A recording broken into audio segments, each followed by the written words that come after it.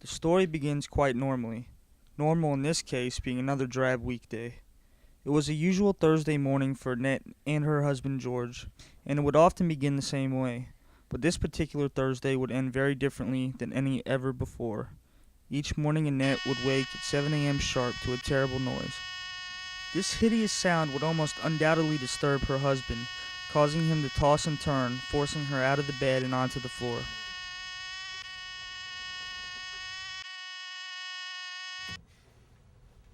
Annette was feeling quite a sense of relief this morning, and so it was by no coincidence she had planned a big breakfast for the both of them.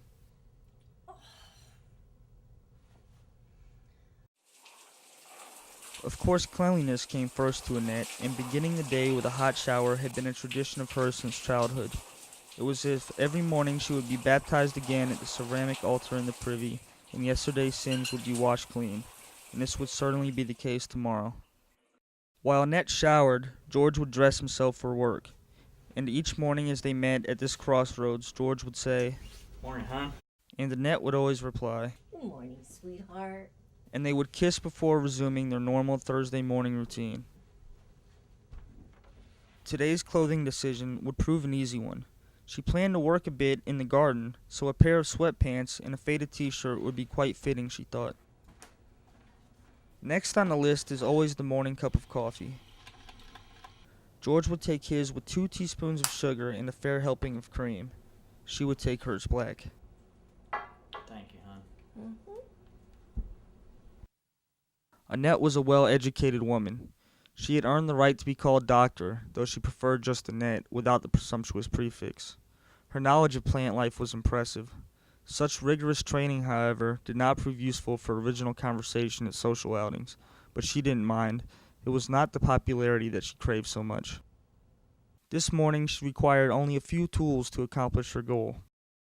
1 pair gardening gloves, 1 extra sharp pruning shear, 1 plastic baggie.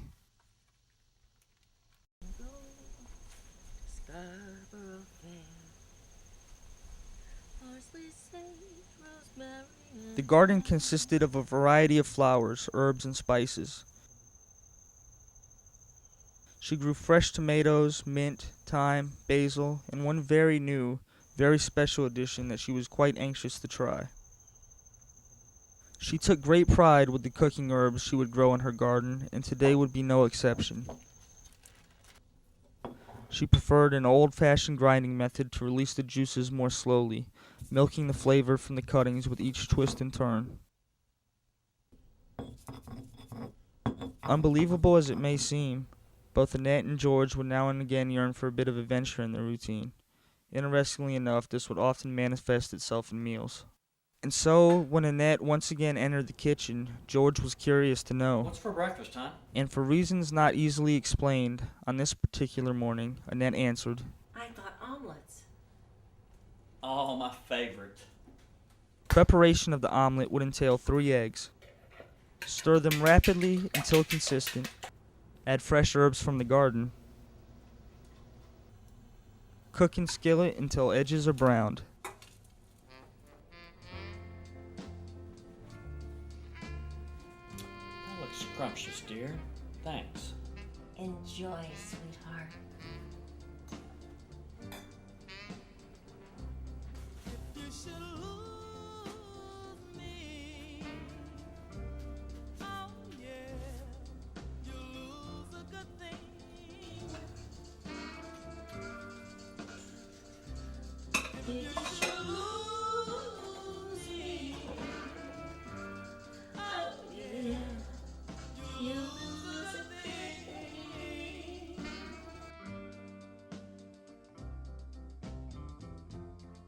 You know I love you.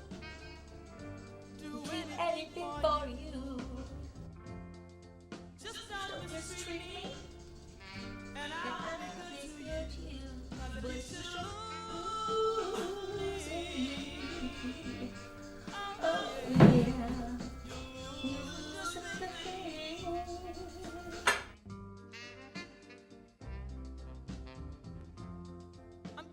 Annette's thoughts now wandered. I don't care if they go to Russia and back. She thought about all that's happened the past Close year. this deal.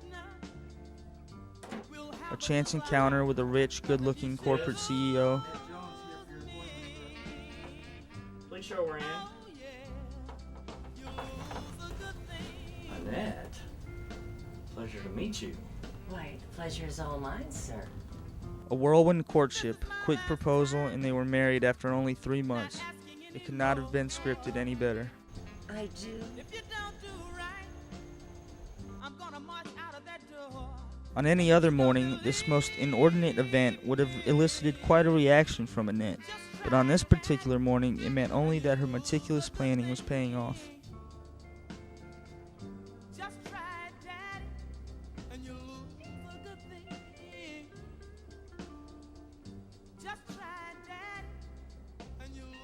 And it was by no coincidence that the herbs Annette had cut that morning in fact contained a strong, barely traceable neurotoxin designed to paralyze its victim.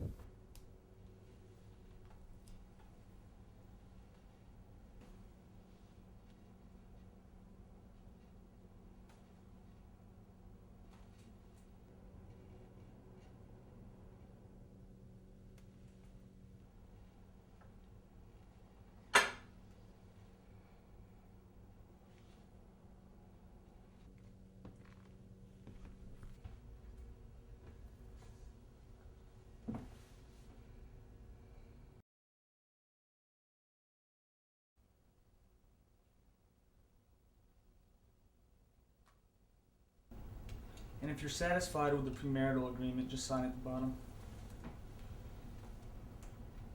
As Annette glanced over the contract, she concentrated only on rule number 7.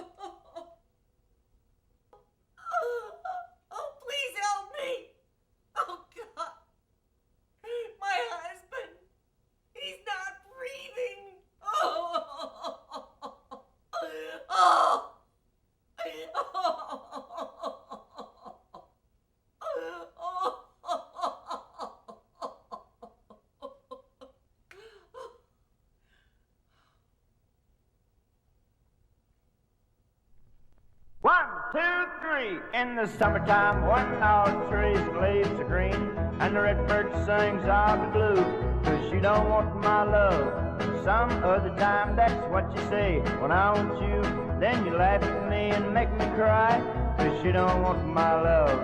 You don't seem to care a thing about me. You'd rather live without me than to have my arms around you when the nights are cold and you're so all alone. Summertime.